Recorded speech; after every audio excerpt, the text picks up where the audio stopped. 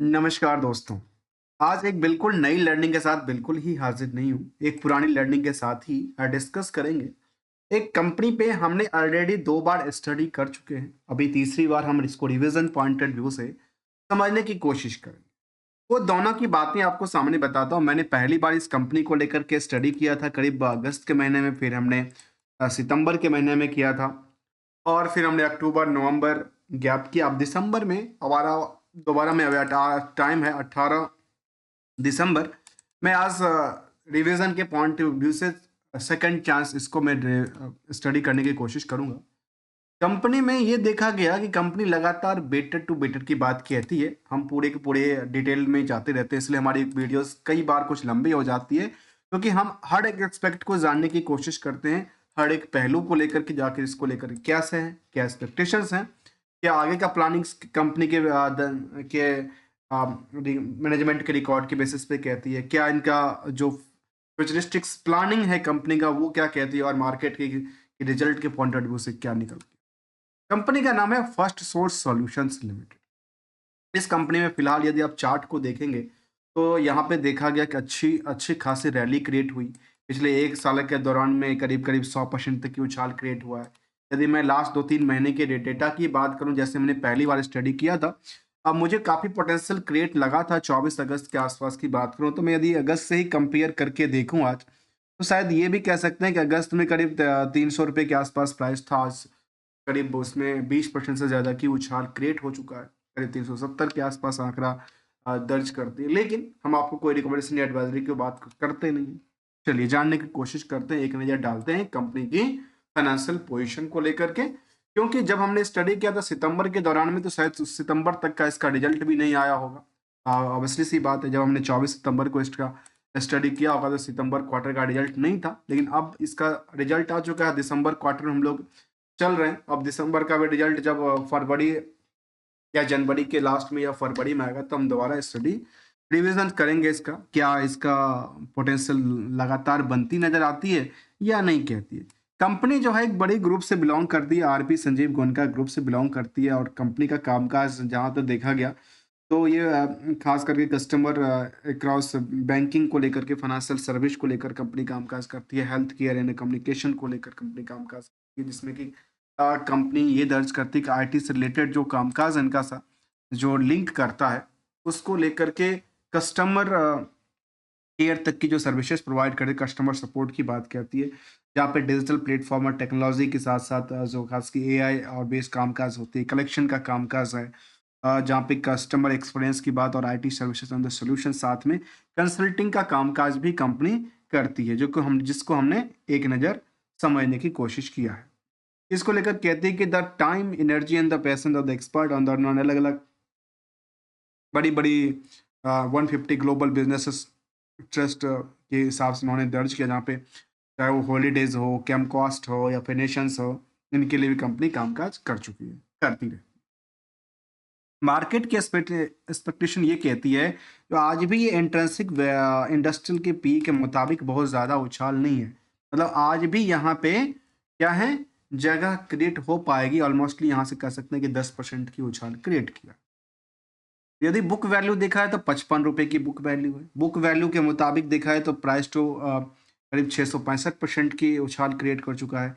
Intrinsic value करीब 91 रुपये के आसपास है, उससे भी काफ़ी अच्छा खासा क्रिएट कर चुका है। जबकि हायर टू हायर नियरली 400 रुपये तक के आसपास को रेजिस्टेंस टच करने की कोशिश में था, जिसकी वजह से मार्केट कैप करीब आज के टाइम में 26,000 करोड़ से ज़्यादा की आंकड़ा दर्ज कर। अर्निंग पर शेयर की देखा जाए तो करीब 7 रुपये से ज़्यादा अर्निंग भी करती है, और कंपनी में number of share 70 crore 70 lakh के आसपास है, जिसमें कि प्रमोटर का जो कंट्रोल है वो लगातार 53% तक आज भी बना नजर आता है। जबकि डिविडेंड भी लगातार पे आउट देती है। कंपनी 96% तक के डिविडेंड की बात किया है। आरओई आरओसी की आंकड़ा भी देखा है तो 14% से लेकर 15% तक की दर्ज करती है। जहां तक डेट टू इक्विटी का सवाल है तो 0.58 का नंबर कहता है। करंट रेशियो का नंबर भी काफी छोटा सा है, 0.89 का नंबर दर्ज कर। देखिए, कंपनी में जो भी बिजनेस करती है उसको लेकर के केवल कुछ पार्टों को हम लोग समझने की कोशिश करते हैं कि आखिर कंपनी का सेल्स क्या लगातार बढ़ा है। यदि कस्टमर बेस कंपनी का कामकाज है तो क्या कस्टमर बेस उनका रैली क्रिएट होता है, कस्टमर के अंदर और ट्रस्ट बिल्डअप होता है। जहाँ तक इनका एनुअली डेटा का सवाल है, जो 24 तक के डेटा की हवाल कहती है, उसको लेकर हमने देखा कि लगातार यहाँ पे कंपनी के सस्टेनेबिलिटी के साथ-साथ मार्केट ने एक लंबी उछाल क्रिएट किया। जहाँ पे वाई-ओवाई बेसिस पे हमने देखा कि कंपनी में ऑलमोस्ट 5% से लेकर के नेट इनकम साइड में तो उतना बड़ी हलचल नहीं रही, लेकिन देखा गया कि आस-पास ही रही है। जहाँ तक अगली पड़ाव की सवाल है इसको लेकर के, तो वो ये कहता है कि क्वार्टर ऑन क्वार्टर बेसिस पे भी जो कंपनी ने कारोबार स्थापित किया है, वो लगातार अपने सेल्स को बढ़ाने में कामयाबी हासिल किया है। जहाँ तक ये भी देखा गया कि 25% से लेकर के 9% तक अभी भी नेट इनकम सोर्स में बढ़ोतरी दर्ज कर। बट कुछ चीज़ें हमारा नेगेटिव इम्पैक्ट डालती है, तो कुछ चीज़ें नेगेटिव और कुछ पॉजिटिव को देखना देखना ज़रूरी है। देखिए, केवल केवल किसी बिज़नेस को लेकर के सेल्स का आंकड़ा देखना ज़रूरी है, कि प्रॉफ़िट का नंबर देखना ज़रूरी है, या इसके बेसिस पे मार्केट की आउटस्टैंडिंग भी देखना है। इसके माज़ा पर ये भी देखना है कि मार्केट में आखिर का जो बोर्डिंग्स का पोज़ीशन है, वो क्या कहता है, इंटरेस्ट की बर्डन तो ज़्यादा नहीं बनती है। इन सब को लेकर के यदि हम 12 महीने के डेटाबेस को देखें, तो कंपनी ऑलमोस्ट ये देखा जाए, तो सबसे ज़्यादा कभी किसी पीरियड में इन्होंने रेवेन्यू जनरेट किया है। अभी का पीरियड है जो कि करीब-करीब 7,000 करोड़ के आसपास पहुँचा है, सेल्स का आंकड़ा।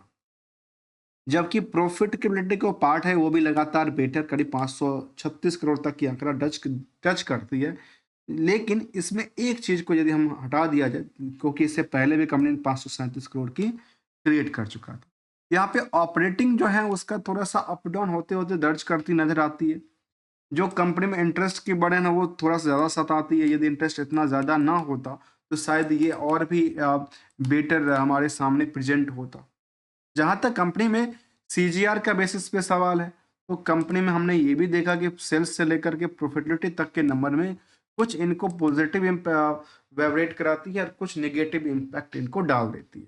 जहाँ तक स्टॉक प्राइस का सवाल है, वो लगातार बढ़ती नज़र आती है, क्योंकि मार्केट की डिमांड किसको लेकर के, स्टॉक को लेकर के आगे आने वाले समय में बिज़नेस को लेकर के दर्ज कर।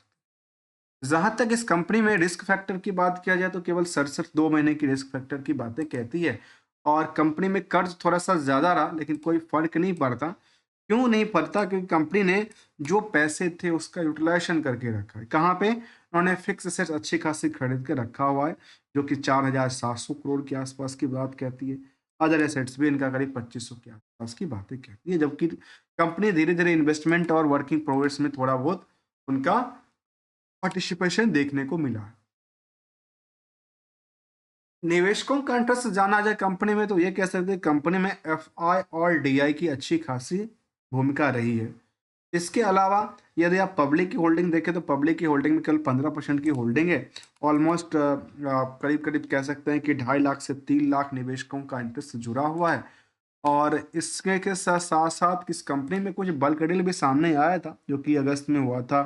जो ऑपरेटर्स होते हैं वो आते हैं अपनी सेम टाइम पे सेम एंट्री करते हैं, से एग्जिट करते हैं, क्योंकि उनका ट्रेडिंग का पर्पस ही होता है, तो उनका जो वॉल्यूम वॉल्यूम होता है काफ़ी ज़्यादा होता है, इसलिए वो बल्क डील के अंदर दिख जाती है, अदरवाइज एक इंडिविजुअल का नहीं दिखता।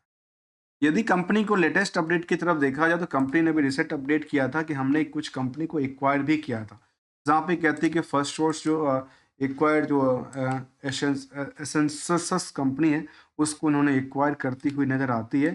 इसके अलावा कुछ और बातों को ज़रा देखा जाए, तो ये कहती है कि आजकल एआई बेस्ड पे काफ़ी ज़्यादा काम कर डिजिटल अपना पर ट्रांसफॉर्मेशन को लेकर के रिजल्ट हैपेंस की बात कहती है, और कंपनी का ये दर्ज करती है। यदि मैं इसकी कंसोलिडेटेड डेटा की तरफ भी देखें, तो चाहे वो क्यू और क्यू का डेटा हो, चाहे वो वाई वाई का डेटा हो, दोनों तरफ से दोनों इनको क्या दे रही है, एक बूस्ट देने में बूस्ट देने की कोशिश कर रही है। तब लगातार ये मल्टी बैगर साबित होने में कामयाबी हासिल कर पाएगी। जहाँ तक ऑपरेटिंग से लेकर के मैट्रिक्स हमने देखा जाओ, ज्योग्राफिकल की बात हो, तो कंपनी का कारोबार चाहे नॉर्थ अमेरिका हो, यूरोप है, मिडल ईस्ट हो या अफ्रीका हो, साथ में ईस्ट ऑफ वर्ल्ड्स हों, यहाँ पे इनका कामकाज है। और सेक्टर के अंदर की बात करें, तो खास करके देखा गया ऑफशोर एंड उसमें ऑफशोर शोर को लेकर के न्यू लोगोज भी कंपनी ने इशू किया था। रेवेन्यू वर्टिकल की बात कहते हैं, कंपनी के साथ सबसे ज़्यादा बेटर जो है वो बैंकिंग एंड फाइनेंशियल सर्विस को लेकर के हो, या फिर हेल्थ केयर को लेकर हो। कम्युनिकेशन, मीडिया एंड टेक्निकल को लेकर हो या फिर डाइवर्स इंडस्ट्रीज को लेकर कंपनी का कामकाज है। क्लाइंट डिस्ट्रीब्यूशन में देखा गया कि सबसे उन्होंने ये दर्ज किया कि हमारे पास यूएस बेस्ड हो या फिर यूएसटी बेस्ड हो, अलग-अलग रेशियोज़ के हिसाब से उन्होंने दर्ज किया। रेवेन्यू बाय करेंसी भी उन्होंने यूएसटी दर्ज किया, जीपीएम अदर करेंसी में भी इनका, अर्थात कंपनी का कारोबार इंडिया से लेकर के बाहरी देशों तक अच्छी खासी फैली हुई है। और लास्ट 5 सालों का जो स्टॉक शेयर होल्डिंग पैटर्न की बात कहते हैं वो भी यहाँ पे दर्ज करती नज़र आती है। तो यहाँ पे ये भी उन्होंने अपनी चार्ट ग्राफ के माध्यम से बताई है निवेशकों को, और ये खास करके निवेशकों को अच्छा लगा।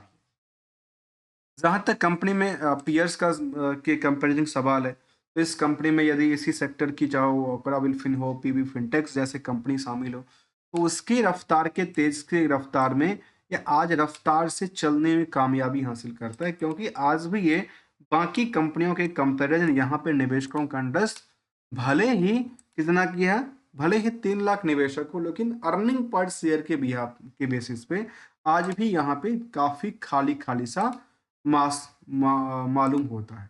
जबकि फंडामेंटली स्ट्रेटजी ये कुछ इनको सपोर्ट भी देती है, कुछ इनको सपोर्ट नहीं भी, इनफेवरेबल भी कहते हैं, लेकिन उससे कुछ फ़र्क नहीं पड़ता। यदि बिज़नेस मॉडल कर रही है काम, लगातार कर रही है काम, तो शायद बेटर रिटर्न क्रिएट कर पाएगी। और यहाँ पे इसको मैंने जब पहली बार स्टडी किया था तो मुझे पता चला कि ये कंपनी केवल बीपीओ का कामकाज करती है, लेकिन बाद में पता चला ये बीपीओ, केपीओ, और बाद में पता चला कि ये कंपनी आईटी से और ट्रांसपोर्ट आईटी और एआई बेस पे भी कंपनी कामकाज करने की कोशिश में लगी हुई है। जहाँ तक इस कंपनी में निवेशकों का इंटरेस्ट जाना, तो निवेशकों के इंटरेस्ट में सबसे बड़ा निवेशक जो था वहाँ पे एचडीएफसी की बातें कहती है। इसके अलावा चाहे सीएससी हो या फिर बाकी सारी कंपनी का लिस्ट सामने निकल के आती है। जो मेन इनका जो होल्डिंग्स जाती है वो आरपीजी ग्रुप्स के पास जाती है, और इसके ग्रुप्स के अंदर काफ़ी सारी कंपनीज हैं जहाँ पे लिस्ट आउट हम देख सकते हैं।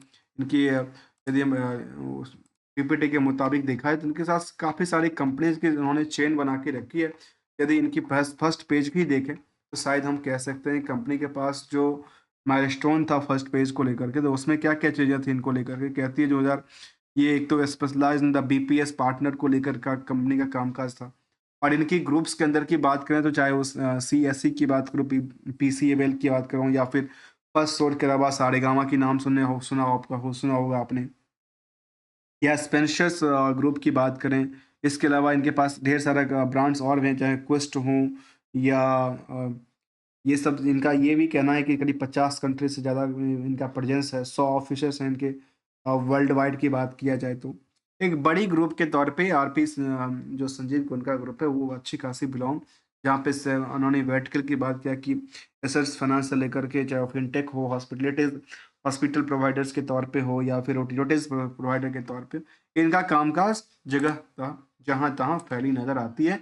और लगातार हमने ये देखा कि इनकी स्टॉक प्राइस में एक रैली क्रिएट होती नज़र आती है, जहाँ पिछले 5 सालों में हमने देखा कि इनकी स्टॉक प्राइस में करीब 700% से ज़्यादा की मूव क्रिएट हुई है।